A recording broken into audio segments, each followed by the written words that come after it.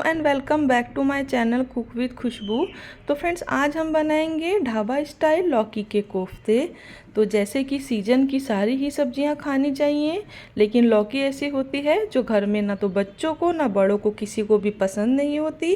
तो आज हम लौकी को बनाएंगे बिल्कुल ढाबा स्टाइल, जैसे कि मलाई कोफ्ते होते हैं। तो चलिए देख लेते हैं। तो मैंने सबसे पहले एक लौकी ली है, तो ये कम से कम हाफ केजी के करीब हमारी लौकी है। इसको बीच से हम कट लगाएंगे और इसके छिलके रिमूव कर लेंगे।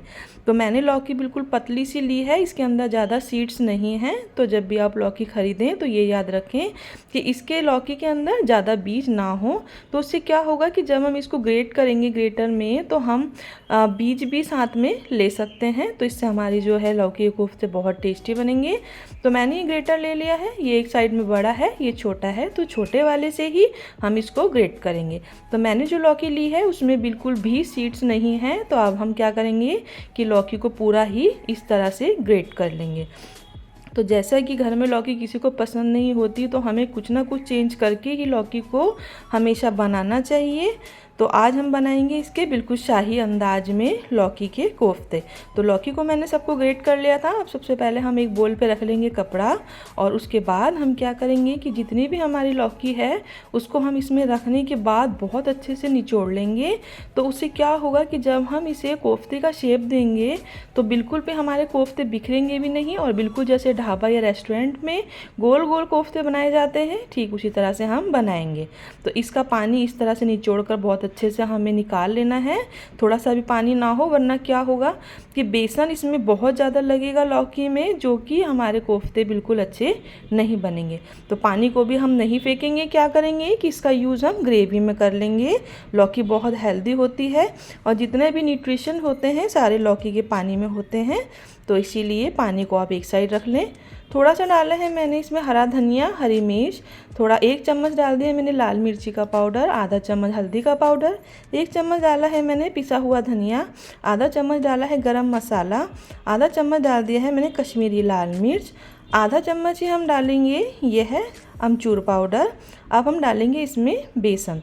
तो आपने नोटिस किया होगा कि मैंने इसमें नमक नहीं डाला है, क्योंकि नमक डालने से क्या होता है कि ये हमारा लौकी जो है बहुत पानी रिलीज़ करने लग जाएगी, जो कि हमें नहीं करना। तो मैं सबसे लास्ट में देखिए नमक डाल रही हूँ। नमक थोड़ा हल्का ही डालें क्योंकि ग्रेवी में भी डालना है। थोड़ा बेसन अगर आपको और लगे तो आप अच्छा सा इसमें कम से कम 4 से 5 बड़े चम्मच बेसन डाल लीजिए। इस तरह देखिए गोल गोल हम कोफ्ते बनाएंगे तो बहुत ही टेस्टी से बहुत ही बढ़िया हमारे कोफ्ते बनकर रेडी हो जाएंगे। सारे ही कोफ्तों को इस तरह से हम गोल शेप देंगे, अनइक्वल शेप हमें बिल्कुल नहीं देनी है। तो अब हम क्या करेंगे, कढ़ाई में मैंने रख दिया था तेल, तो तेज गरम तेल में हम सारे कोफ्तों को डालेंगे, और डालने के तुरंत बाद क्या करेंगे हम कि फ्लेम को बिल्कुल लो कर देंगे। तो इससे क्या होगा कि हमारे कोफ्ते नीचे चिपकेंगे भी नहीं, और उसके बाद क्या होगा कि आराम से हम जब मीडियम फ्लेम कर देंगे तो बहुत अच्छे से ये सीख जाएंगे। तो इस तरह से देखिए हमारे कोफ्ते फ्राई हो गए हैं। अब हम इसको क्या करेंगे कि निकाल लेंगे। तो एक साइड पे मैंने कढ़ाई में थोड़ा सा ऑयल निकाल लिया था, और बहुत थोड़े ऑयल में हम डाल देंगे जीरा, साथ में डाल देंगे थोड़ी सी हींग, और इसी के साथ अदरक और डालेंगे हरी मिर्च। तो हम इसमें प्याज और लहसुन का यूज़ बिल्कुल नहीं कर रहे हैं। तो हम क्या करेंगे, 1 चम्मच डाल देंगे इसमें बेसन। आप चाहें तो बेसन को अलग से भी भून सकते हैं, लेकिन इससे क्या होगा कि हमारा काम फटाफट से हो जाएगा। आधा चम्मच डाल देंगे हल्दी का पाउडर, 1 चम्मच डाल देंगे कुटी हुई लाल मिर्च, 1 चम्मच डाल देंगे धनिया का पाउडर, आधा चम्मच डाल देंगे कश्मीरी लाल मिर्च पाउडर। थोड़ा सा फटाफट से डाल देंगे पानी कि मसाले हमारे जले नहीं। अब आधा चम्मच डाल दिया है मैंने इसमें गरम मसाला।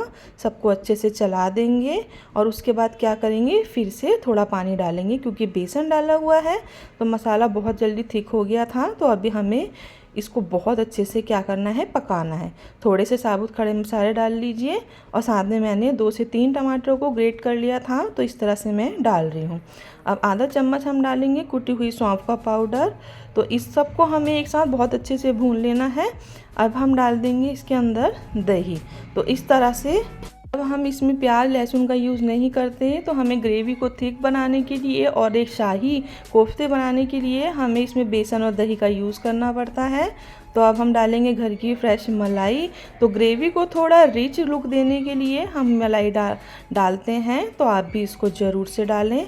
आपने नोटिस किया होगा कि नमक मैंने नहीं डाला था, नमक मैं अब डाल रही हूँ, क्योंकि अगर हम नमक पहले से डाल देते तो क्या होता, दही जो थी तो उससे हमारे वो फट जाती। तो अब मैंने इसमें डाल दिया था जो हमने लौकी का पानी निचोड़ कर रखा था, उसे डाल दिया है। अच्छे से पकाने के बाद हमने डाल दिए हैं इसमें कोफ्ते। तो ग्रेवी आप अपनी पसंद के अकॉर्डिंग बना सकते हैं, कम या ज़्यादा। तो हम इसमें डालने के बाद हम इसको क्या करेंगे, 4 से 5 मिनट अच्छे से पका लेंगे।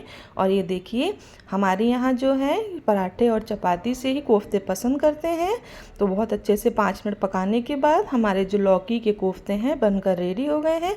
अब मैं इसमें डाल रही हूँ धनिया।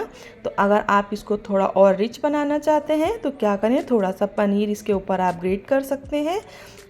तो जैसे कि बच्चे गाजर है और शिमला मिर्च, पत्ता गोभी भी नहीं खाते थे, लेकिन जब से चाइनीज़ फूड आया है तो वो ये भी खाना शुरू कर दिया उन्होंने। तो लौकी के कोफ्ते भी आप जब इस तरह बनाएंगे तो वो ज़रूर खाएंगे। तो अगर आपको मेरी वीडियो पसंद आई हो तो प्लीज़ आप मेरी वीडियो को लाइक करें, और चैनल पर नए हैं तो प्लीज़ सब्सक्राइब कर लें।